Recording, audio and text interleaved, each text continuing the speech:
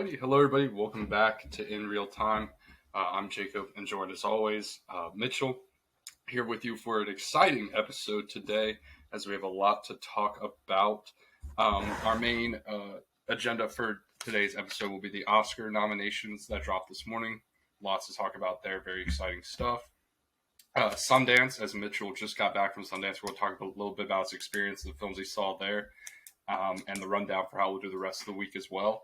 And then we're going to end the episode with our review of Women Talking, which we were both able to watch yesterday, and we're really excited to talk about.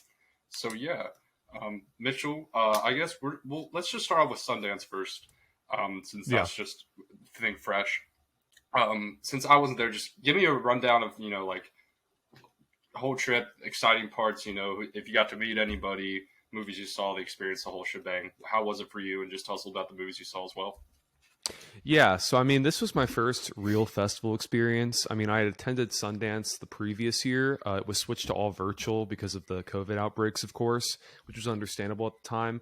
It was a really well put together festival, even virtually. I know people say the prime Sundance experience is in person.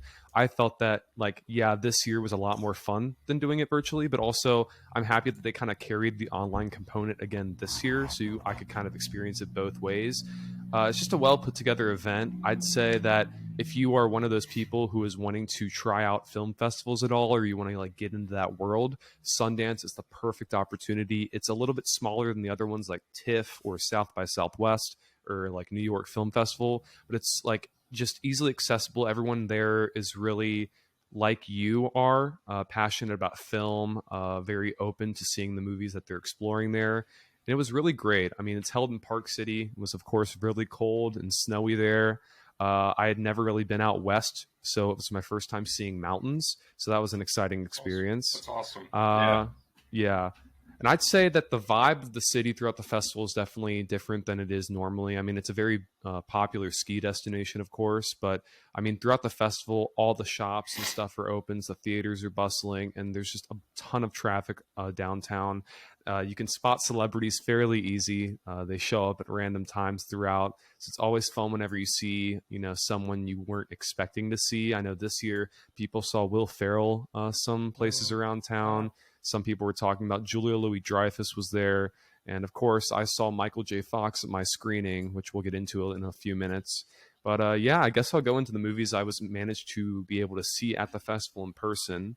The first film I started off with in the main selection was Still, which is the Michael J. Fox documentary, dropping sometime this year on Apple TV+. It was directed by Davis Guggenheim, who's a very prolific documentary filmmaker. He had a film a few years at Sundance. I personally absolutely loved this film. I thought that it was a very touching documentary on a man who grew up being one of the biggest movie stars of his time. Back to the Future, Teen Wolf, Family Ties, all giant. The documentary explores his rise to fame through that. But it's also a very touching film in that it also explores, of course, he was diagnosed with Parkinson's disease. And instead of being a, depressed individual because of it, or instead of getting down on himself about it, the documentary is able to show that he's able to still be thankful for everything in his life. And he implores the audience to try to find something they can be positive about in their own lives. So it was a very great message that I think is especially important in a time like this. And the post Q&A was very, very emotional. Him talking to his family and everything that he was thankful for. It was all in all a great film. And I'm in awe of how they did the documentary, because some aspects of it, they did it so that there's certain events in his childhood that they use footage from his movies to convey. And it was the editing that was top notch. It was absolutely phenomenal editing. It was incredible. So it was a interesting format for a documentary, but it worked very well. So I am extremely happy with the result. I cannot recommend it enough when it comes on Apple TV Plus sometime this year. And then I followed that up with The Eight Mountains, which is it's a very popular festival film. It played at Cannes, I think. I think it won the jury prize this past year. I think so. So it was it's a very big film in the festival circuit. So it was in their spotlight section, which is where they bring those festival films in. It was directed by Felix van Groningen, I think, who did Beautiful Boy, which I didn't see. Did you see that, Jacob? Or yeah, I've seen it. I like it a lot. That's one of Timothy Chalamet when he got he did 4 indies to start his career, and 3 out of the 4 were awesome. So it just kind of worked out. But yeah, I was really excited for this, like you said, out of Cannes. So because I like Beautiful Boys, so I think from what you're about to say, I think it would be probably just as good. Maybe since this one's a little longer, paced differently, but you know what I mean. Yeah. So I think that I did it to myself by booking the screening at 10 a.m. I think that I didn't think through, okay, almost 3 hour foreign drama early in the morning when I'm Yeah. adjusting to a new time zone was not the smartest idea. But I'm ultimately glad I booked the screening. It's a very heartfelt exploration about two boys growing up and their friendship maturing as they grow older. And it's very accurate to how friendships work. I mean, when you make friends in your younger years, those friendships often change in ways as you both grow your different paths in life as you grow up. And I think between this film and Close coming out soon, I think that topic is being explored very well, and I'm excited for people to finally see this film and be able to explore that topic more. The cinematography and locations are breathtaking. I mean, there's a lot of drone shots, mountain shots. It's just so good. The acting is authentic and real. Do I think the story could have been told in an hour and 30, an hour and 45 minutes instead of almost 3 hours? Yeah. I think it Mhm. does hurt itself with the pacing a little bit later on the film. But if you can buckle in and kind of get through those kind of tedious scenes, you will find a very heartfelt film in the middle of it. So I would definitely recommend you check it out. I think it was picked up by Janus Films, so it should I be believe coming so. to HBO Max, I think, is where their licensing agreement is. So I look for think so. out for it on there. And then I followed that up with a thing that I kind of booked because of the hype around it, which was Sometimes I Think About Dying, starring Daisy Ridley, directed by Rachel Lambert. I booked this screening. Daisy Ridley was there. It was very Oh, that's cool. cool to see Yeah. her. Yeah. And then the director, Rachel Lambert, was there. She kind of said a few words and then dipped, so I didn't really get a good sense of what she was trying to do with the film, like other directors kind of Right. explained. But it was interesting because this is my only experience or screening experience at Sundance held in an actual multiplex. So there were Okay. actual other Yeah. movies going on while I was watching. Well, we were like getting screened through security to make sure we didn't have like recording devices on us or anything. So it was Right. an interesting experience. The film itself is absolutely incredible. It was probably my favorite that I saw at the festival that I saw in Oh wow. person. Uh, Nice. I think that it blends dark comedy and like drama and just heartfelt discussions of like romance and friendship well. Daisy Ridley, you wouldn't expect a performance like this where she plays an introverted, quiet character to be like Hmm. phenomenal, but she conveys so much with so little, and it's a very impressive task to do that, and she does it extremely well. And I think the direction is smart and fun. It reminded me of a Charlie Kaufman film at times, like I'm Thinking of Okay. Ending Things, which the title is basically pretty similar to that. So, I Right. mean, dead giveaway right there. Yeah. But it's a very good film, very, very funny, timely, and I can't recommend it enough.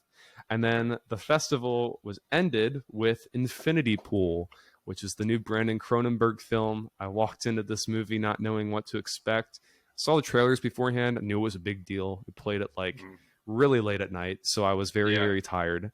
Alexander Skarsgård showed up to the premiere wearing a dog collar and a leash, and that was very interesting to see. Yeah. And Yes. I think the film can be best categorized as something that I'm excited that I saw, but I cannot wait to see it again because Okay. I think that I know, like, I missed out on a lot, I think, because it was just so weird and out there. I couldn't process Fair. half the things I Hmm. saw. Uh, and I also think that, like, the NC-17 cut they showed at Sundance kind of distracted me even more because there's a lot of just graphic stuff in here that's like Yeah. shock I mean, value. it's I yeah. think that when I see the regular R-rated cut this Hmm. weekend when I'm going again, I think hopefully I'll be able to more like pay attention to the plot and like Right. pay attention Yeah. more and like appreciate it more instead of just like being like mouth open the entire time, Like like in shock. Um, but I think it's a fine film. Right now, I'm giving it kind of a medium rating just because I okay. couldn't really get a good sense of anything worthwhile in it yet. Right. I'm just hoping that my opinion kind of changes on it. So, Yeah. I'm really excited. I want to try so much to go next year, and I want to try to go to TIFF this year. So hopefully, I will get festivals off my list. So that's the first part of Sundance. We are going to do a second part because Mitchell did do like a hybrid sort of. He saw 5 films there, and then he has some online screeners that we're going to be able to see together. So we'll be able to talk more about the Sundance films that we both saw, review them a little bit, short reviews, stuff like that. So that'll come later in the week. Just wanted to give a rundown about that. But now into the meat of our podcast, the Oscar nominations were at 8:30 a.m. Eastern this morning, and I woke up very early for this to be able to watch these.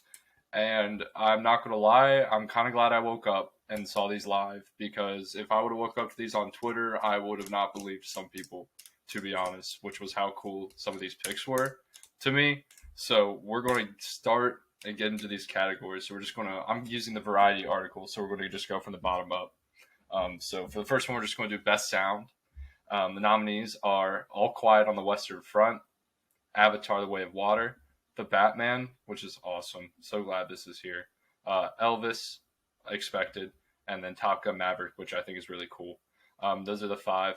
I'm cool with these five. I can't really, off the top of my head, think of any other five that would be here. If you have any, maybe you would switch out, but I really like this five a lot. If I were to pick a winner right now, I'm probably, just based off of nominations, going to go All Quiet. But Okay. Top Gun would be my second choice. So for this category, I think Batman would be my pick. Or All Right. Quiet. I would be fine with either of those two. Sound played such an important role in the Batman that I think that I'm so glad to see it on here and recognized. Definitely didn't expect that. I'm going to be completely honest. I thought it kind of would get snubbed in many of the categories it got nominated in. Sound is a difficult category every year. It's one that I don't really pay attention to as much as I probably should, because sound in films is very important. And I think that every year I don't really, associate a specific film like, oh, that should win sound, like I do with like score or cinematography or editing. But looking at this list and kind of thinking through it, I think All Quiet and Batman are like by far on this list the ones. I think Avatar, Elvis, Top Gun. You can make a case for Top Gun, but I think the other two they kind of just threw in here because one's a musical biopic and the other is Avatar. So what do you think? Yeah. Right. Yeah. I mean, I like that. I mean, my first pick would be the Batman. The only reason I just didn't say it off rip is just because I don't think the Academy is going to go that route. I'm just kind of thinking perspecting, like win-wise, like Academy-wise. If the Batman won, I would be ecstatic. Like, that'd be incredible. Like, that would be my pick. If it were to go that way, but I'm just thinking that All Quiet just is really appealing for some reason, and I can understand why, but like, I don't know, it's appealing to the awards voters, so I think that's probably going to go for Best Sound, but I could see a different winner, like you said. Just depends on what they're most liking when they vote, so yeah, depends. Yep. All right, so for the next category, we got Best Original Score. Starting out the top, we got All Quiet on the Western Front again appearing, then Babylon, Banshees of Inisherin, Everything Everywhere All at Once, and The Fabelmans. This five is fine. For me, am surprised that Women Talking is not here. I know it's kind of, how do I put it? Very the same. Like, it repeats itself. Like, it's not very out there, but I feel like it added to what the movie, like the tone. So I thought that would like push it, but I guess like what I'm saying right now did really work for voters. If I were to pick out of these five, I want it to be Babylon. So I'm going to pick Babylon. I don't know if you agree, but I think Babylon is probably my pick. I mean, I'm really excited that Sun Lux was chosen for Everything Everywhere, because that's a great score as well. I think, though, the problem with that one is it's too weird. It's too out there. It's too weird and weird. Not, Academy voter friendly. Absolutely. So I think safe bet Babylon, because it seems to be sweeping all the awards anyway. It's one of those categories where I can kind of look at the other award shows and say, hey, that one seems to be the pattern. So I think I'm going to go with that one too. It seems like the safe bet. Yeah, that's what I'm thinking is the best out of the five, in all honesty, just based on precursors and how it's just appeared at award shows early on and nominations. So it should be exciting to see if they go a different route. The next category we got is Best Makeup and Hairstyling. We have All Quiet again. It has appeared in every category we've talked about so far. The Batman, which I think, It again, has. great pick. Great pick. Black Panther, Elvis, and The Whale. Um, Again, picking out of these five is going to be tough because the Batman and The Whale are doing very similar things. But I think the True. Batman has the slight edge because it uses more on different characters and not just one. If you get what I'm True. saying. And I think The Whale is also one of those movies that's very divisive and Mm-hmm. is not gonna appeal to awards voters. I mean, makeup and hairstyling, I admit it's another category where every year I do not care that much about it or pay attention as Right. much as I should to it. So looking at this list of films again, trying to think of what I think should win, I'm thinking Batman, hands down. Yeah. You could make a case for The Whale for Brendan Fraser, but that's like one character in an entirely different film. I mean, makeup and hairstyling, even like besides the Penguin, because that's what everyone's going to go with Right. for the Batman, like Mm-hmm. Colin Farrell's transformation for that film, like the makeup and stuff for Bruce Wayne himself with like the Yeah. black eyeshadow around it and just like the more grim look. That looks great. I mean, I can obviously see that sweeping this category. So I think Batman is looking pretty solid, Yeah. fortunately. I'm liking that a lot because also you just got to think because this is makeup and hairstyling. You know, Robert Pattinson, that's not his Yeah. normal hair, so that was cool with him. And then Catwoman, just I know it's very simple, but it just works for her character in that way as well. So I'm excited to see if that's what they go with. Or actually, now that I think about it, not that I would overtake it, but like, but this is just kind of one character. It depends on how you look at it. Is Elvis because he True. just kind of like,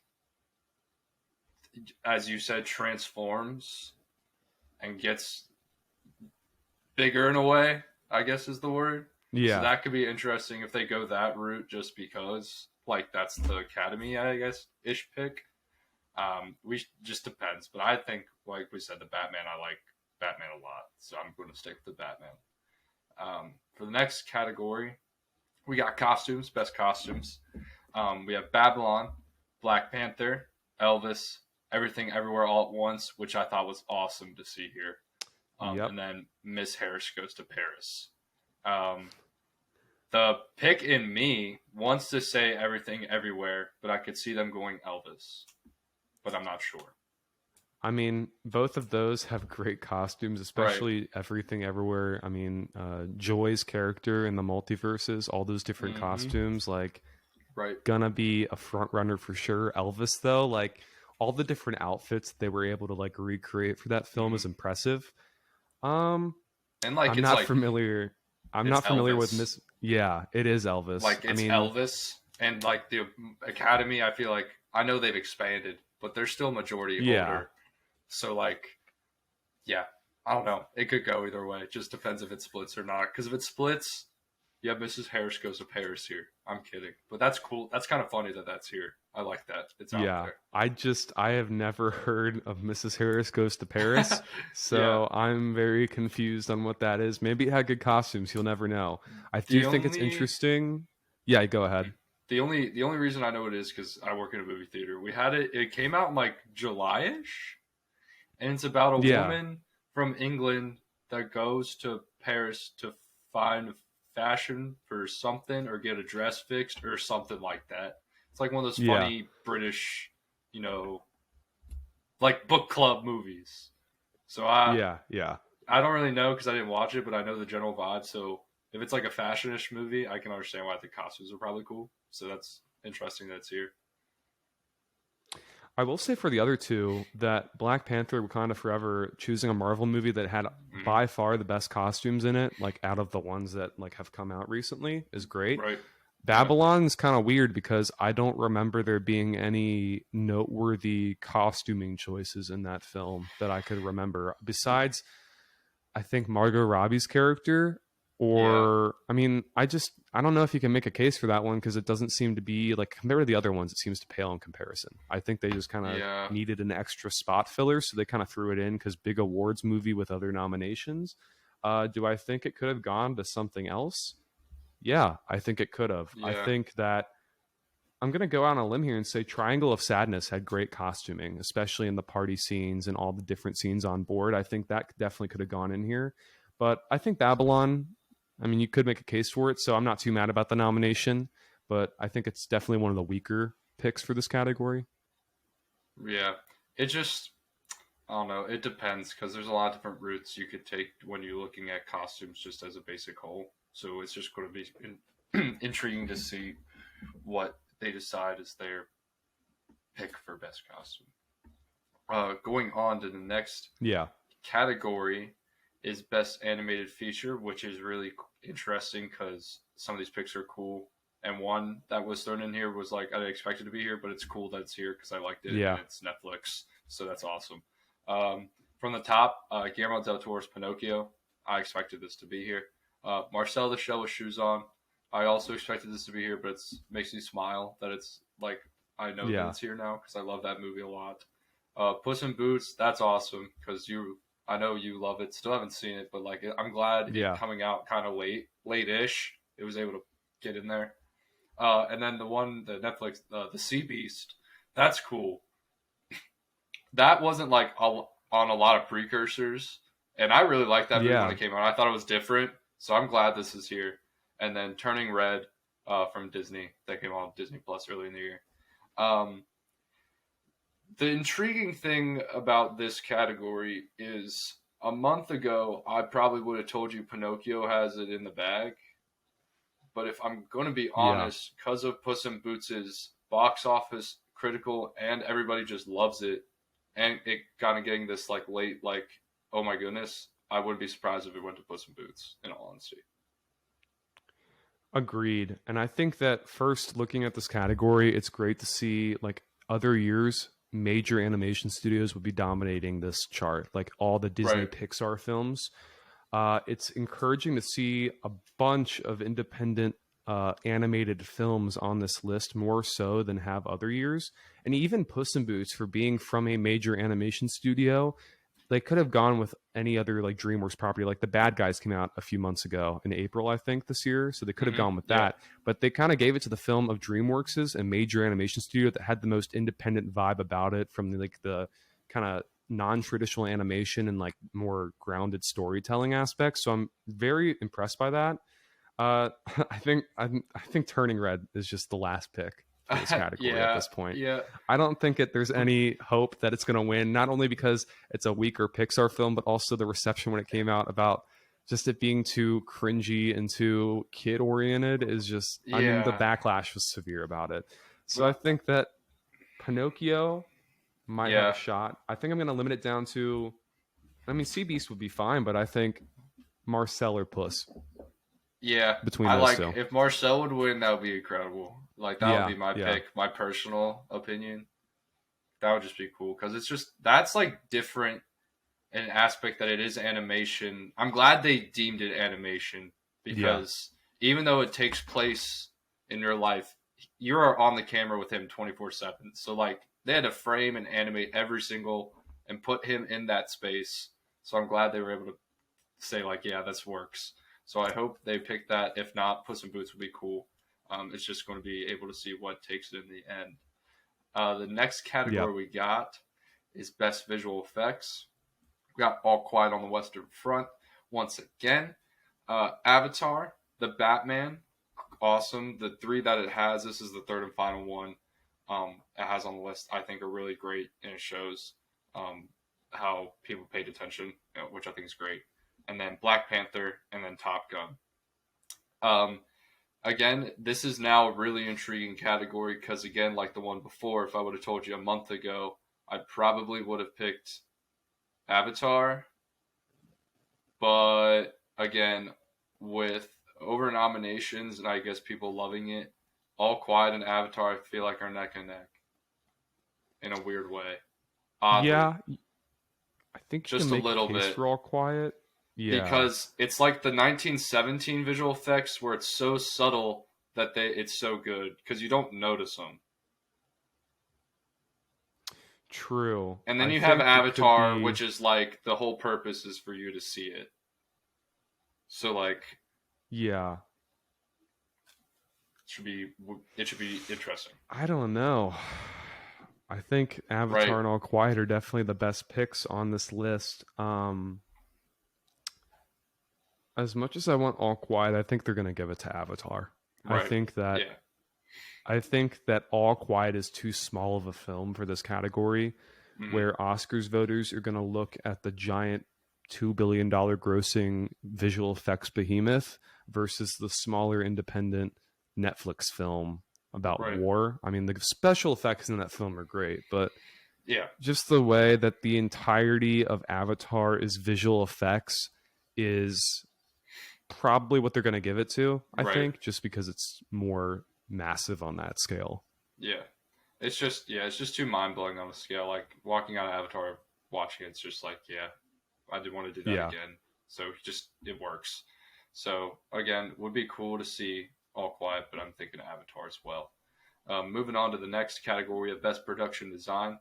Again, All Quiet on the Western Front, Avatar, Babylon, Elvis, and The Fablemans.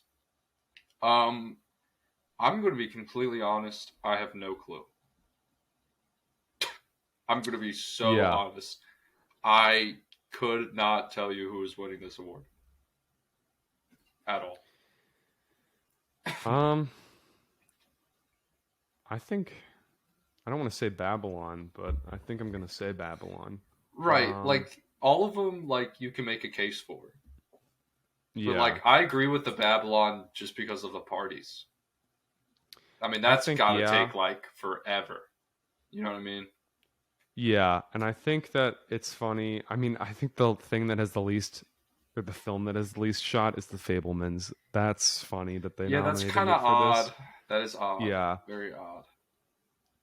But knowing the Academy and knowing how they like movies about themselves in the movie industry, if it won this and many other categories, I would not be surprised in the least. I wouldn't be happy about it, but I wouldn't be surprised either. I think it's run of the mill Right. for kind of their patterns of the past.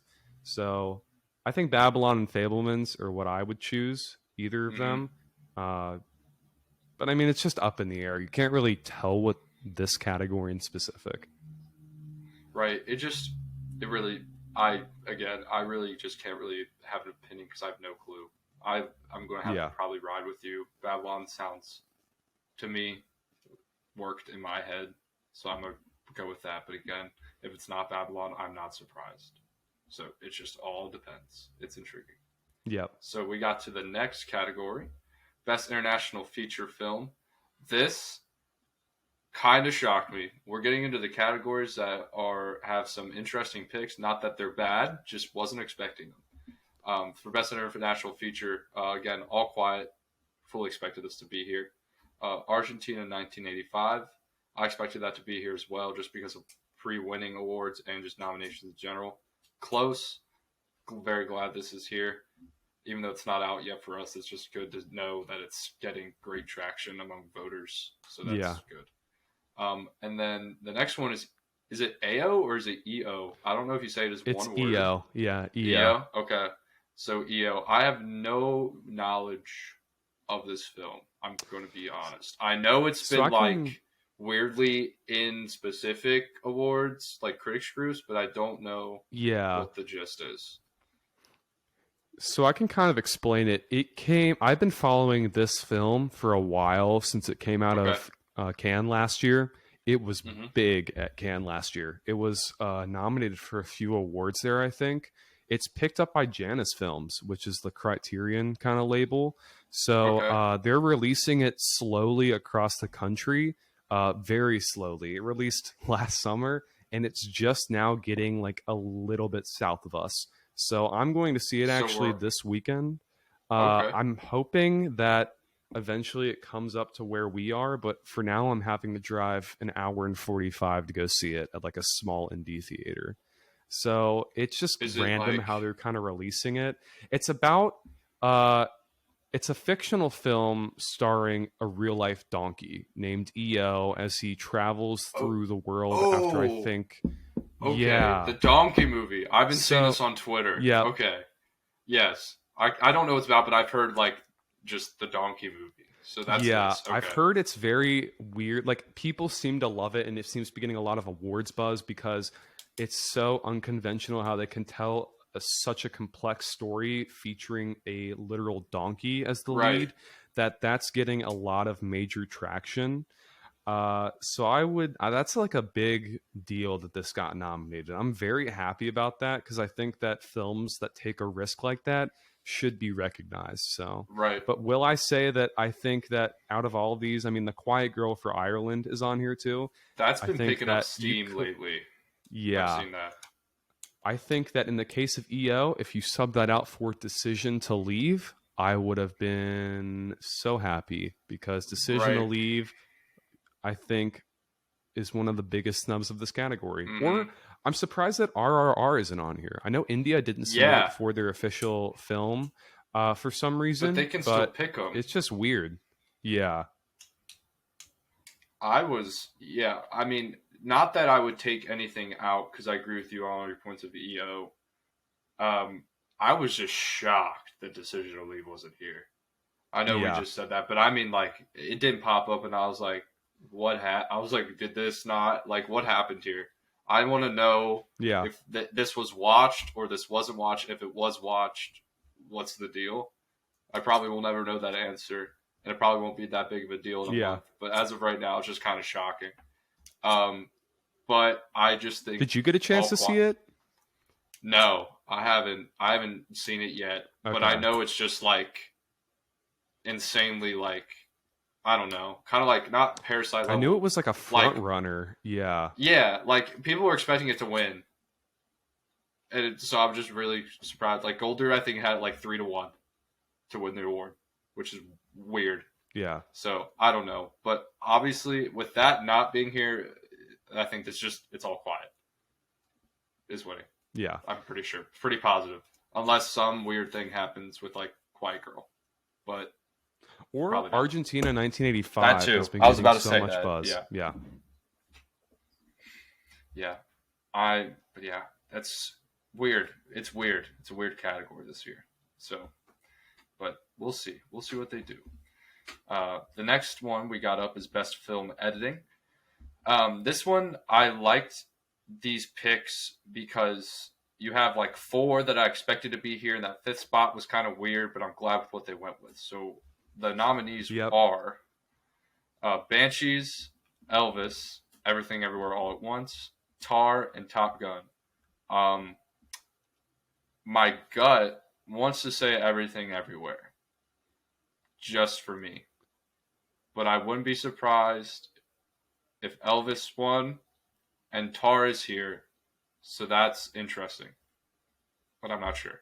So I'm not sure. Yeah. I don't think, I mean, Elvis has editing for sure.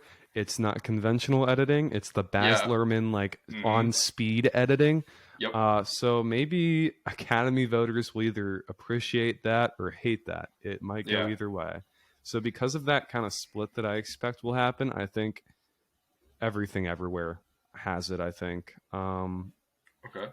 It's just weird because looking at Banshees and Top Gun, you can't really notice any editing like Right. spectacular like Right. moments. Like it's all very conformed normal movie editing for those types of films. Top Gun Maverick is edited like a generic blockbuster would be. And Banshees is more like a typical indie drama would be. There's nothing like Everything Right. Everywhere with all the changing aspect ratios and everything like that. Like it just works somehow. And all the different like even what they were able to do, they had to jump through different multiverse scenes like rapidly one Yeah. after another, and the way they were able to like kind of combine all of them worked. So I think that one is definitely my pick for this category. Yeah. I would agree with everything you said. I hope that's what they go with and not something like weird. And I'm praying that's right route. So we'll see. I'm praying that it goes that way. Next category we got is Best Cinematography. This is another weird one as well. Weird and good and weird and bad, in my opinion. But we'll see. Starting off, we got All Quiet on the Western Front. The only nomination this film has: Bardo, False Chronicle of a Handful of Truths, Elvis, Empire of Light, and Tar. the immediate question is, where's Top Gun? Yeah, I think Empire of Light, Because like is I'm the just Roger confused. Deakins, like, yeah. It's Like just Empire of Light's the Bardo, I generic Roger Deakins. understand. Yeah. I don't even know what Bardo is. Is it the It's the I forget, is that the oh my Netflix goodness, film? it's the Inarritu movie. It's like that's the cinematography is like the only thing that people are Oh, like okay. it was But the doesn't he people were usually complaining it was work like way with too long. doesn't he usually work with another guy? I think it was He usually does Lubeski or Lubeski, something. but this is the first one Yeah. without it, and everybody was still like, "Oh, yeah, okay, it works." But like, I know that was the only thing people liked about it. The main criticism was Ah, like it was way too long. I'm just confused. I just don't know. Like, why is it not here? It won like everywhere else. Top Gun would have been my pick. Yeah. That's what I Top Gun mean. definitely would have been my pick if it was on here. Like I would have been 100% Top Gun's winning this, but now it's just I don't even know. Um Like, is it Tar? um I'll throw it out there. yeah, Just it might be. I just can't even tell. because two things pop out in my head when I think cinematography. It's Top Gun and the one take follow where she is in that where she's teaching in that classroom is insane. Yeah. And they use that technique like the whole movie. So that's why I'm True. just like, Yeah. Now that I'm like thinking about it, I'm remembering all those scenes. Yeah. right. And like when she's like has her freak out on stage and like her Hmm. wife is like looking at her and her face gets like sunkener and sunkener every time it like cuts back in and out. I don't know. I think that's an out there pick. I don't think I would hope that would be really cool. That's just all I'm saying. Yeah. I'm not sure who I would pick either. Now that Top Gun's not here, I just think Tar would be a cool pick. Yeah. Yeah, so I'm not sure. It just all depends again because the Academy is weird this year, especially. So next we got Best Original Screenplay, which had a cool surprise that I liked, even though I haven't seen the movie. I know you have, but we'll start off from the bottom and we can talk about it just right away. Triangle of Sadness made it into the 5th spot. I haven't seen this. I know a lot of people really love this movie. I think it's really high up for you. Are you kind of surprised that this got in here?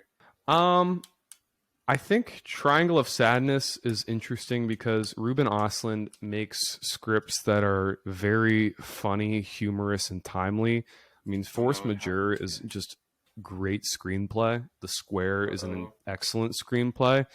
Compared to Ruben Ostlund standards, this one is not as good as his other work. This one's a little bit weaker. It's more shock value than it is actual good satire, which is my main concern or issue with the film. Um, was I surprised that it's on here? No, I mean other screenplays on here. Uh, I think it has a fair shot. I think it might have a fair shot at screenplay. Um, do I think it will win? No, because I think Tar definitely is the best screenplay on this list. You can make a case for Everything Everywhere because of how, like I mentioned, the Golden Globes, how they fit so much into one script.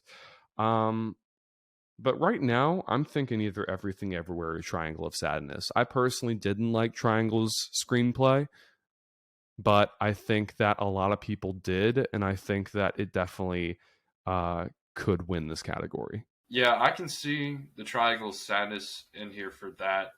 Um, in all honesty, I think I would probably go Everything Everywhere, but it could also be Banshees, so I'm Yeah, not sure. That's really decisive. I'm not honestly, but my gut says Everything Everywhere, so that's gonna be my pick. I'm not sure though.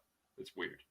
Again, it's just a weird, very weird list this year, so I'm not sure. But I think Everything Everywhere, but Triangle of Sadness, just because it's been showing up in other categories like overperforming, that could just yeah, be weird too. So I don't know. And then there's Spielberg as well. We all know the Oscars love Spielberg, so I wouldn't be shocked at they that either. do. They do. It's weird, but yeah. So we're going on to the next one, which is Best Adapted Screenplay. We have All Quiet on the Western Front, Glass Onion, which is awesome. Living, Top Gun Maverick, and Women Talking. Um, this is fine. I just think I'm kind of not cool with Living taking the spot of The Whale. That's my only gripe. Yeah. Because I haven't seen Living yet, but like I I feel like The think Whale should be here, in my opinion. I do think the whale should be here, but it's hard for me to say that Living shouldn't be in here because even though I haven't Right. seen it yet, I think that it is an awards frontrunner for sure. I would replace personally Glass Onion with Living and then add the whale in. Hmm. Yeah, I think isn't Living adapted from a Kurosawa film? I think it I'm is. pretty sure. Of it. Yeah, Yeah. So it's apparently it's wide an here this excellent weekend. script. Yeah. So I'd be intrigued to see the film and see for myself whether or Same. not it's anything special. Um, it's just weird that All Quiet's kind of in every category. It seems like even like for adapted screenplay. Um, I, I mean, I it's just think a I weird like. pick. I saw it when I came out, and I was like, "Yeah, that was really good," but it didn't like blow me away. But maybe I need to just. I think I may need to rewatch Yeah, after this. Just give it a little rewatch because maybe they're seeing some things I'm not seeing on first viewing, second viewing. It could improve, so that could be the case. Um, Now we are getting into the acting categories where we had a lot of shockers. Most of them surprises in some good ways, a couple in some weird ways as well. We're going to start off with Best Supporting Actress. Angela Bassett has made it in, the first Marvel character ever to be nominated at the Academy Awards. So, very good for her. That's awesome. I think she deserves to be there after everything leading up to this point. And then we have Hong Chow for The Whale. Awesome again. They're like 2 for 2 here. That's great. Carrie Condon for Banshees. Love that she's here. I'm very glad. I know she's lost some steam. I know she kind of entered as a front runner, but kind of went down a little bit. And then the last two are Jamie Lee Curtis and Stephanie Sue for Everything Everywhere All at Once. Very glad they both got in. Stephanie Sue was kind of a toss-up, I know, so I'm very glad to see her here.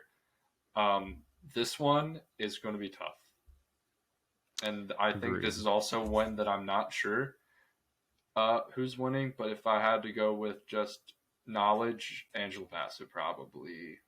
But I I don't think want they're to. I gonna give not it like to her. not that I would be upset that she got it, but it just wouldn't be my pick. That's all. That's my only thing. Yeah, agreed. I think that they're definitely gonna give it to her. Mm, Um, Oscars are also about the biggest studios paying a lot of money for these right. awards campaigns. And Angela Bassett's coming from Marvel versus studios like Searchlight and A24. So I Right. think that's definitely going to be a factor. Um, I would love to see Hong Chow or Stephanie Yes. Sue win. Yep. Hmm. Um, it's just I think it pales in comparison. Not that I think that Angela Bassett is the best performance on this list, because outside of a few monologues that I thought were well done, as a whole, the performance just didn't work for me the entire film. It was more Right. like snapshots of a good performance than an overall like start to finish great Mm, performance like Hong Chow or Sue. But um, I wouldn't be mad if she won. I mean, right. happy for Marvel. If they had to choose Hmm. a Marvel film to nominate for an actor award, like they've been pushing for so long, Marvel Yeah. like pushes the weirdest nominations sometimes for They actor. Like do. other It's odd. years, the year that Endgame came out, I know like their 4 year consideration was pushing Robert Downey Jr. for Iron Man for Best Actor, and I was just like, I don't know what the deal with that is. But this is one of those ones that it just makes sense. I think it Yeah. could be a great pick. So I wouldn't be Yeah. upset either way. Whatever way they go with, I'm fine. So Yeah. That's just again confusing to say the least. It'll be intriguing which way they go. Best supporting actor now, I feel like, is kind of the more surprising out of the supporting categories. We have Brendan Gleeson for Banshees of Inisherin. We have Brian Tyree Henry for Causeway. I don't know if you've seen this. I've I seen have this, not. and he's actually great, in my opinion. Okay. Like I know it's like Jennifer Lawrence's kind of indie comeback, but like he is, in my opinion, above her. Like he's incredible. I just didn't expect it to be here, so I was just like, oh. Wow. Okay. Sick. That's really cool. Judd Hirsch for The Fablemans. Again, fine with it here. Kind of odd. Yeah. And then Barry Keoghan and Kihei Kwan. But the main two here of discussion is Judd Hirsch and Brian Tyree Henry. Have you seen I'm assuming you've seen The Fablemans. Yeah. Now, with that, I know he's in it for, what would you say, 12 minutes? I'd Give say or take a little bit less, maybe 10, 7 maybe to 10. 10. Now, I know it's short, but damn. You know what I mean? Like, Yeah. I don't blame the pick for being here. I don't. I really don't. They've done it before, and it just kind of is like that it's that pivot point in the movie, and it's like awesome. So I'm cool with this. I don't know how you feel about it, but I'm okay with it. This category, who I would want to win, is Barry Keoghan or Kwan. Right. Brian Tyree Henry, I haven't seen Causeway, but I'm a huge fan of the show Atlanta on FX. Mm-hmm. It ended recently, and he was by far the best actor in that show. He just did something really special with that. So I'm not surprised that he's on here, honestly. I think that's a very good pick. I don't know. I think it's Kwan or Hirsch. I think they might give it to Hirsch. You think they go to Judd? You think they go Judd? Yeah, Oh, I think if they went Judd, that'd be insane. Oh, okay, that would kind of be like Bozeman Hopkins level. Kind of not like bad, but just like not like it's that. Just one of those. It's just one of those things. Still bad. Yeah. It just depends. That would be crazy. Oh, that would be exciting to see. All right, so we're going to get into lead actress, where this had me in shambles. I'm not going to lie. So, I'm going to see if I can get this without like semi-laughing kind of from nervousness a little bit. We have Cate Blanchett for Tar. Ana de Armas for Blonde. Was shocked this was here. Now, we have Andrea Riseborough for To Leslie. And I'll get to the last two are Michelle Williams for The Fablemans and Michelle Yeoh for Everything Everywhere. Perfectly fine. Now, I just want to know, how in the hell did this work for Andrea Riseborough? This Twitter campaign started not even 2.5 weeks ago. And voting opened a week ago. Voting opened a week ago. And the only campaign this has got is from celebrities. Which makes me question, is it because the voting body expanded and they listened and they're able to do this now? Or have they always been able to do this and this is some weird, like, new campaign strategy? Not to be conspiracy theory weird. We're just throwing it out there. That's all. Yeah. It's just really odd. I don't understand it. Neither have I. But everyone is like giving her the rate. Like, I want to watch this. I've not heard of her. Neither have I. Complete unknown. I think this is the first time I've seen anything like this. Is a first time ever. Crazy. Like, I was in shock. Yeah, it's a tough category at the end of the day. Armas for Blonde is hilarious. So weird. I think Riseborough is hilarious. I think Blanchett has it. I think people want Yeoh to win. I think Blanchett is going to win. I think Yeoh is fine, but I think that when Oscar voters look at performances, Cate Blanchett is more seasoned, more well-known, I think, by the mainstream audiences. And it's just such a more complex and like kind of method actor type role than Michelle Yeoh for Everything Everywhere All at Once. I mean, you have a giant, like, crazy composer lady versus a like young mom who's like traveling through a multiverse. I think that like Cate Blanchett's going to take it. Yeah. Now, I totally agree. It's between them two.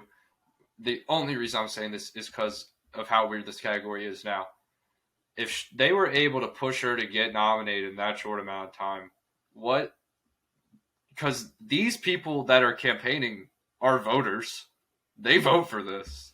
Yeah. So, like, in a world, does the the campaign for this just keep going during voting, and it becomes like the most shocking thing ever if Andrew Riseborough wins this award? Like, is it going to be like not like in the sense of like performance, but like, oh my God, she was Judy, Renee Zellweger. Like, she was just there and pieced. You know what I mean? I just don't know. Yeah. It's so odd. It's so odd that if it happened, I wouldn't be shocked at this point. Because she's here. I wouldn't either. I think that it's just, I don't know. It's weird. And I think that's Right. suspicious. Sometimes Oscars It think is they're slick suspicious. with like doing things like this. And it backfires because we can always guess. So if Riseborough wins, again, haven't seen the film, but I'm going to have a severe problem with that because not only is it a movie that no one has probably even heard of, Correct. It's also going to overshadow Blanchett and Yo and even Williams for The Fabelmans. Like I don't know. Like, it's just weird. Now the thing is, I haven't watched it, and I know not a lot of people have heard of it. And I'm not saying, and I won't believe you're saying she doesn't deserve it because she could be like the best, like one of the best things we ever see because we haven't seen it, so we don't know. Yeah. But at this point in the awards track, it just doesn't make sense, and it is suspicious. And I think that's where you and I both agree that if she were to win, it's negative at this point because she just randomly kind of showed up. That's all. And I think it also comes down to it would be negative because, I mean, you can make the case that social media like influence occurs for different categories, but like if this wins solely off the fact that social media in general has been campaigning for this, that just sets a bad precedent for award shows in the future, including the Oscars. And I think that would be in very poor taste for them to choose. So I think that it's just a mess through and through. If they had nominated her earlier on in the year and had like talked about it earlier on in the year, this would have been fine. I would have been like, okay, but it just, I don't know. It leaves like a bad taste in my mouth. It just makes me feel not that great about this category. It also, we won't stay on this much longer. I just want to point out, if she were to win, it would change how campaigning works forever. Yeah. Like obviously we don't know what's going on internally campaign-wise. Like, we know the basic gist of how campaign works. But, like, again, it just seems odd. That's all. So, if she were to win and other people start campaigning this way, and let's say next year, name a random actress, Anna Kendrick's someone small, like she's an Alice Darling. What if Alice Darling was this, and she was like, yeah, Anna Kendrick, she hasn't won an award, let's put her in there, and that happens again next year, I'm going to be severely upset because I don't know, I don't like that. I don't think it should work like that. That's just me. I don't know. But we're going to not take it on that any longer, but it's odd. We'll see what happens. We'll leave it at that. So we're going to go into Best Lead Actor. We have Austin Butler for Elvis, Colin Farrell for Banshees, Brendan Fraser for The Whale, Bill Nighy for Living, and sliding into the fifth spot. My prayers have been answered. I'm not going to lie. Going to be a little exuberant here. Paul Mescal gets in the fifth spot for Aftersun. And again, I think this is Brendan Fraser's award, but I want to say Paul Mescal, but I know it won't happen, but I'm going to say it anyway. That's my pick, just because of bias. But I know that I shouldn't do that, but I'm going to say it. I would hope Paul Mescal too. I just don't know. Brendan Fraser probably will take it because of, again, how much hype has been built around his performance. Absolutely. But don't be surprised if Austin Butler takes it. Just because that's a very FYC friendly movie. It's ridiculous. People were freaking out after the Golden Globes on Twitter about how when he did his speech, everyone was like, "Oh my gosh, he should win Best Actor because he like can't stop talking like Elvis." It's like, I don't know if I agree with that. But neither do I. I don't know. Yeah, my main question is, because we can revisit this in a couple weeks when we'll probably talk about when SAG Yeah. and BAFTA happen. If Brendan Fraser wins SAG and Paul Mescal wins BAFTA, I'm going to be even more confused. Because statistically wise, the only reason I say that, BAFTA has predicted it 5 years in a row.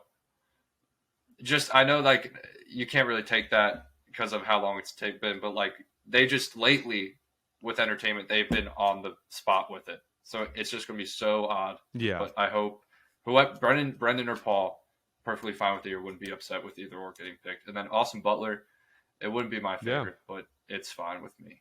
Now getting into the two biggest categories for the Oscars for the night, we have Best Director.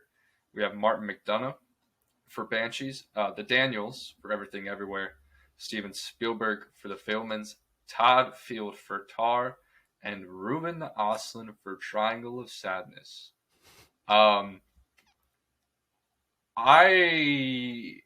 honestly am not. I don't really mind that James Cameron's not here.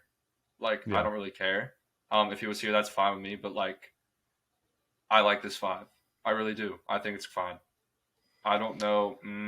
Maybe. Okay, Sarah Polley, maybe. Because that fifth spot, that fifth spot is kind of just like pick and choose from like 6 movies, I think. So, like, you have Triangle of Sadness, probably Women Talking. Oh, man. Avatar, obviously. Top Gun, slimly.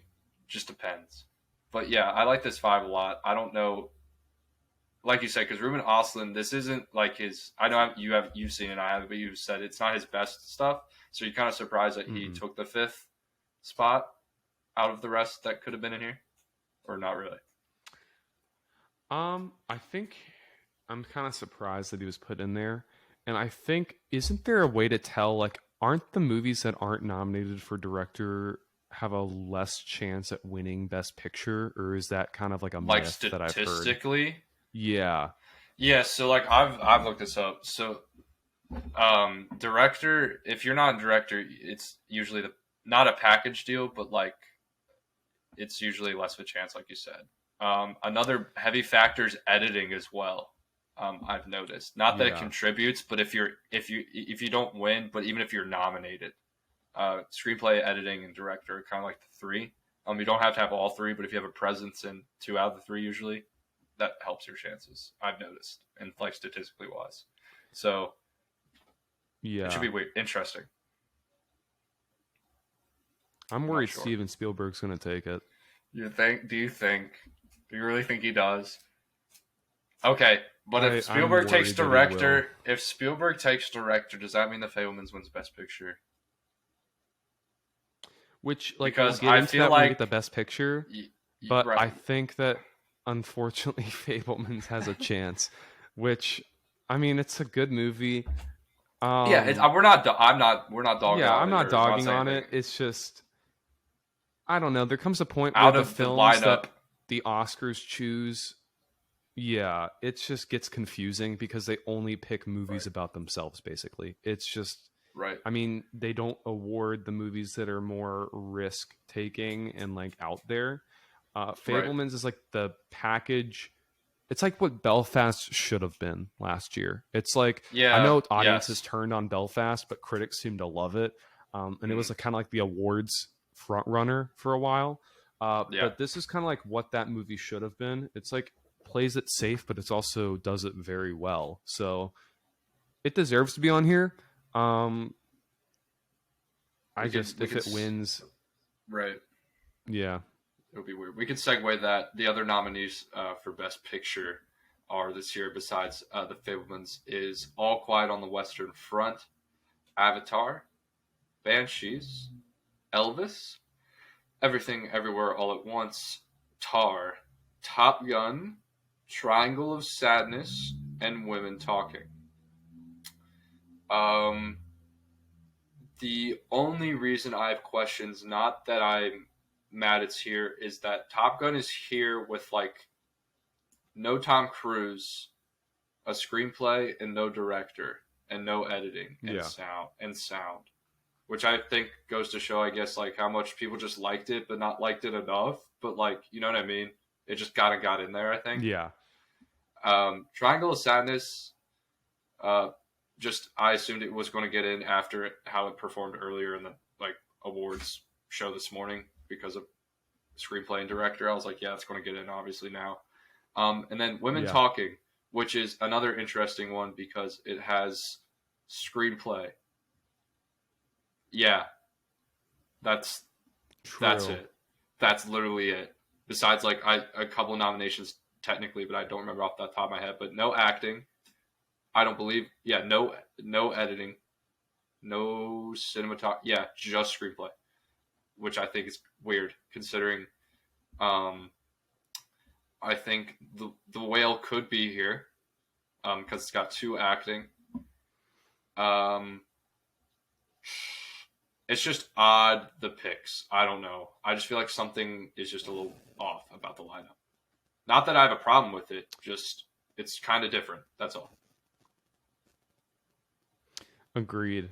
Um, if I had to pick one based on how many nominations they have and how I think the Mm-hmm. hype around has grown, I think the thing I'm going to, or the film I'm going to pick for best motion picture is All Quiet.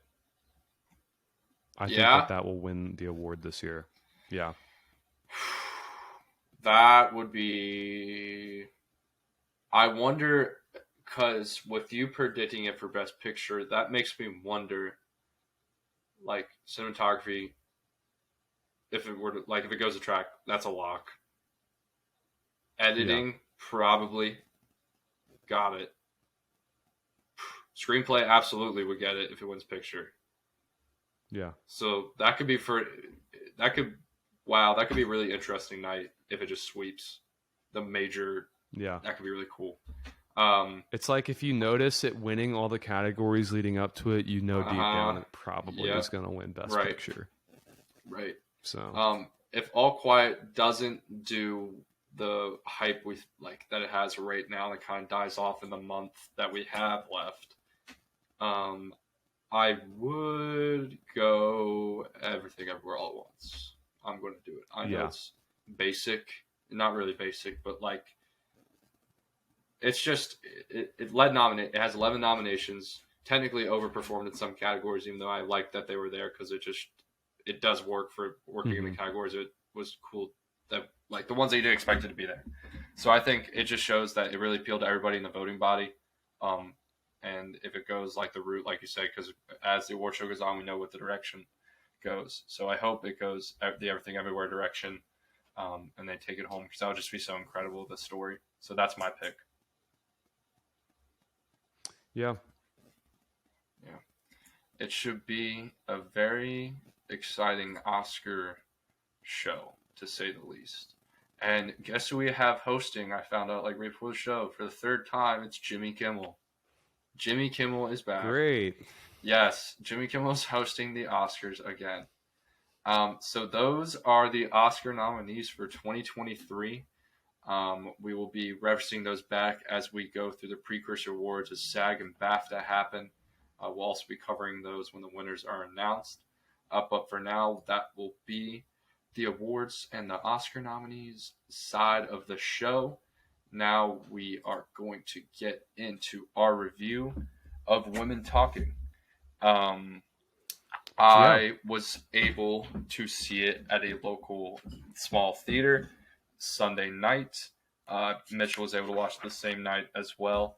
I think we're gonna. I think the best way to do it is just kind of give a non-spoiler basic take and a score, and then we could talk the more in-depth stuff. That I mean, you can't really spoil anything in the movie, but the more heavy stuff, you know, the notice, you know what I mean. So I think that's the route we're Yeah. going to go. If you haven't seen Women Talking or have heard of it and don't know what it's about an isolated religious colony where the women of the colony are being sexually assaulted in their sleep, and they one day are have to decide whether to forgive these men, leave, or stay and like fight the men.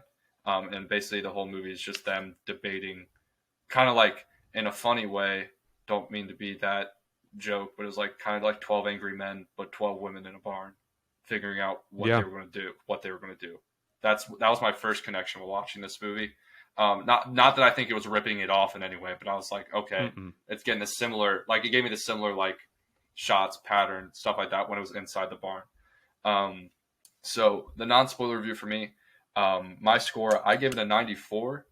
I loved it start to finish. The color grading, I know Mitchell and I have talked about it off air, was kind of a problem for some people. For me, it was weird at first, but as the movie went on, I kind of like put it back in my brain and just was watching like for different stuff, I guess. So as it went on, it kind of just like how it's like you're looking at it, but it's just like you don't see it. So to me, so it kind of worked the rest of the movie. So I was able to enjoy it a lot. My main takeaways, great script in my opinion, for what it had to deal with and being in such a central location most of the movie and dealing with such heavy topics as this. I mean, you could basically whatever side you're on, you can offend different people. So they had a lot to tackle with how they were to approach this, and I think they did it very well. I don't know about you, but for me, the little snippets of humor worked. Like it kind of broke the tension of the heaviness because they would go on like Claire Foy or Jesse Buckley would go on rants, not rants, but like very meaningful speeches about what their position was, and then it was like a brief moment when someone would be like, okay, like not like a dad joke, but the humor I felt worked for what was going on, and the jokes that were made weren't bad and fit in. I don't know how you feel, but I thought it worked. What did you think about that? Yeah, I mean, the humor could be used as, a moments of, relief from the very dramatic plot of this film and all the intense discussion in this film. It just was awkward and disjarring for me for the jokes that they did. Okay. I think my main problem with the film, I liked it a lot. Okay. Yeah. But I think my problem is the fact that it just seems too disjointed and the tone just seems a little bit off. It does. I will give you that. Yeah. That's Yeah, why. it was a very confusing film where like the scene where they're sitting in the barn, not to spoil anything, but they were talking about an intense discussion of what to do leaving. I mean, Jessie Buckley and Claire Foy being phenomenal actresses, Yes. giving a great like screaming match with each other, basically. And then someone cracks a joke in the middle of that and everyone starts dying laughing. It just I didn't understand those parts of it. Yeah, that's fair. I'm glad they might have added it in for moments of like relief, but for a film like this, I think that it's better to maybe let the subject speak for itself because it's a very moving and powerful subject, and I feel like the moments of humor might have undermined the topic a little bit. Not like a lot. I'm not like saying the humor completely wrecked it, but it's like, when you're having a heartfelt discussion about the topics in this film and someone makes like a joke, it just kind of sends the wrong message in sometimes, and I think that that's fair, it can be interpreted the wrong way. So I think that was my issue with it. I mean, the color grading, color grading. It was fine in the barn. Like, I was about to say the barn it kind of like darkened it out. Yeah, so like the barn smoothed out the tones and it made it dark and like dramatic, and it seems like they should have done like different color grading for the outdoor shots. When the sun is shining directly on the characters, it looks it's like terrible. gray. It looks like, I saw online someone compared those scenes to like one of those SNL skits where they parody the movie trailers and they add the filter over it. That's kind of what it looks like at times, and I don't know. And I also think that I loved aspects of the film, as mentioned, Claire Foy, Jessie Buckley, all of them give phenomenal performances. I can't understate that enough. Frances McDormand, for all the marketing that she got for this film, shows up for, I think it was only like 5 minutes of screen time. If that. So it was kind of weird. What'd you give them? And I'd say that score. I give it 83. 83. Okay. Yep. I Yeah. think that it had a lot of moments that worked for it. I just think that it needed tweaks here and there to really elevate it. But like camera work was great. Yeah. Score was absolutely phenomenal. I I liked loved it a the lot. score. Yeah. Hmm. It was very disjarring, made you kind of get into the headspace of what the characters must be feeling, and it was very also moving. Like there were like moments that was Yeah. disjarring and like awful to listen to, and then it like smoothed out into something extremely pleasant to listen to. It was phenomenal. And the Yeah. ending was very powerful and poignant. I It don't know if you felt was. the same way, I but agree. it ended on a very high note. Hmm. So like, I would say like I would recommend it even if you don't like slower movies, because like people make Yeah. jokes. The movie is literally women talking for an hour and 45 minutes. Yeah. But the conversations are so well done. As you mentioned, the script is phenomenal. So Yep. each piece of dialogue is so well written that it just worked for me. Right. I mean, yeah, I agree with all those points. So for that, that was our non-spoiler. So if you guys haven't seen it, this would be the point to stop. We're going to get into some spoiler stuff, some questions that we got. So to start mine with the spoiler review, I just have a couple questions that came to mind. Not that like I'm not trying to be nitpicky because it didn't affect my viewing of the film. It Mm-hmm. just kind of like I'm coming at it from like if a critic, like the critic wise, I guess, being kind of critical. Um, the main one for me, weirdly, was in this colony. It said like the women weren't able to like read or write, and I forget. Did you and I talk about this off air before a little Yeah, bit? I Yeah, think I sent this like concern to you, but yeah, go ahead. yeah. Okay, so maybe this is why it got my thought, like got me churning. So okay, so Yeah, Mitchell and I were talking about this off air, that these women, according like to the, because there's a narrator throughout the film, are not educated. Only the men are in this colony, and in this barn, because like you suspend your disbelief, so you don't really think about it. Like you hear it, it kind of goes away. But they are like Harvard law students in this barn, yeah. like type of language. Like Rooney Mara is speaking like a poet the whole movie. Like that's her, and not that like again doesn't really affect the that's not the point of the movie. That's not what the movie is trying Hmm. to achieve. So like again, we're kind of not that it's like nitpicky. It didn't affect our scores. It's just one of those things like it's there. Maybe could have fixed it. That's all. Um, my other one that was kind of a shock to me that wasn't like a big deal. It didn't affect the story in any way. Um, was that you find out this takes place in 2010, Yeah. which I thought was crazy. Like not mind blowing, like oh my gosh, but like just like in the fact of like to me, I don't know if you felt the same way before you found out. I thought this was like World War One ish, give or take, I thought it was maybe before earlier. that. Yeah. Yeah, and then he said, and then he's Ben Whishaw who plays August. He talks about World War Two, and I was like, okay. And then they start about talk about him going like school in London, and I was like, okay, so this has got to be like 70s, 80s. That's when I thought at that Yeah. point. Yeah. And then it said 2010, and I was like, this is crazy because it adds like when you get to that point in the movie, for me, it added a whole new layer because it's like these colonies, like this is based off a book that is about a person. Like these colonies exist. Hmm. Like we have no idea what is happening in the deep back parts of our country, which kind of added a layer to it, which I thought was really cool. It's very Hmm. subtle because it's not pointed out.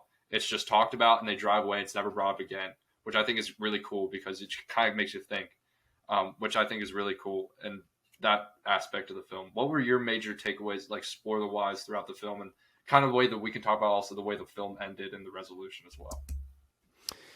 Yeah, I mean, when you get into spoilers about this film, it's very hard to kind of have a discussion about it without spoiling. I think that Mm-hmm. there were some parts of the film that I really did not understand.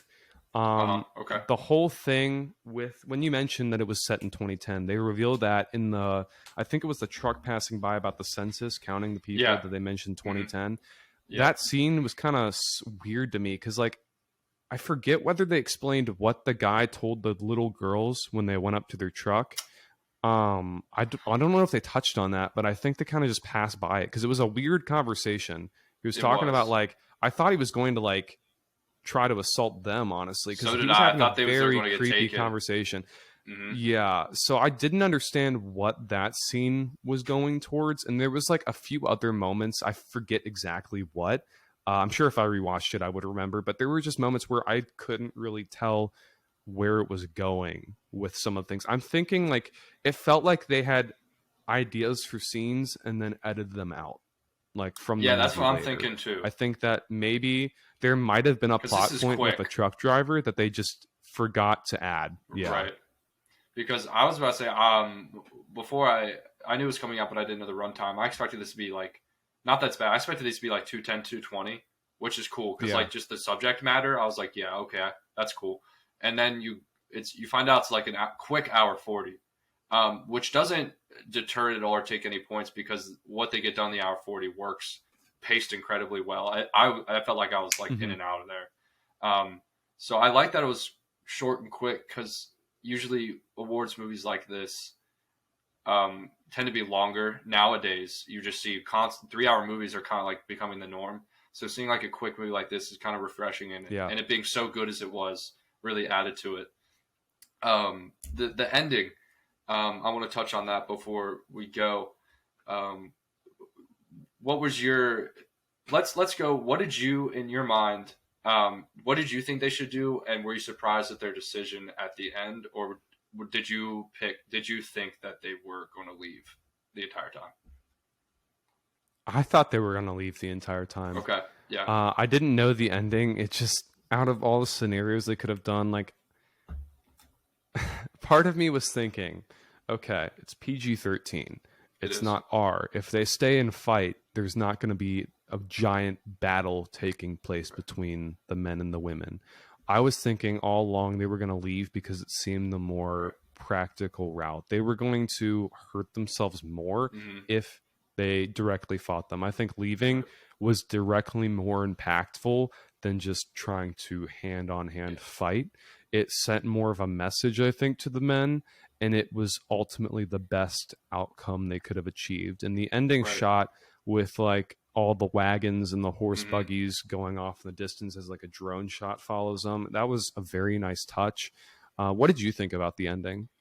I liked it. I was kind of like you. I thought from the get go they were going to have to leave. It seemed like the only like plausible resolution as for them Hmm. to, even though in its own way leaving has its own set of challenges, but at that point it doesn't matter. Um, the only time I had somewhat of a doubt was when I'm blanking.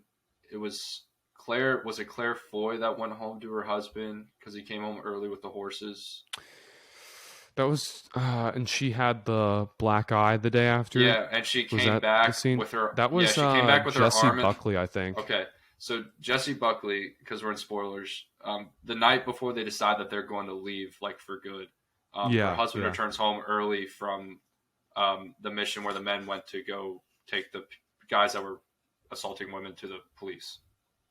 But he came back Mhm. early, and the day after, she comes back with like a black eye, cut on her face, arm in a sling, probably broken. And I thought that was the only time I had doubt. I was like, I wonder if they're going to look at her and they're going to be like fueled. You know what I mean?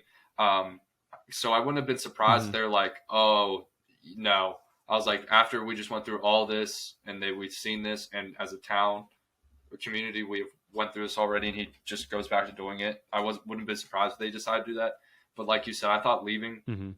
works the best. That drone shot, like you said again, I thought was incredible. The light, for some reason, I feel like they took the color grading up a little bit off of that ending shot because I remember seeing Yep, they did. a lot of green, which I think is another very very subtle thing because the color grade was very dark and depressing. When they were finally leaving, it is lifted with the sun and the sky with that shot, which is cool. Um, that's all I gotta say. If you have any ending thoughts for women, I think no, that's it for me. no, not really. That's it. All right, so that is going to Yep. be it for In Real Time today. The next episode, we haven't decided, but we'll be reviewing a movie, talking about probably reviewing a Sundance movie we watch, or if not, picking a movie, and talking about the other Sundance movies we were able to see, news and such. So thank you all for tuning in. Make sure to subscribe, like. Our Letterboxd will be in the description as well if you want to give us a follow. Thank you all, and have a great day.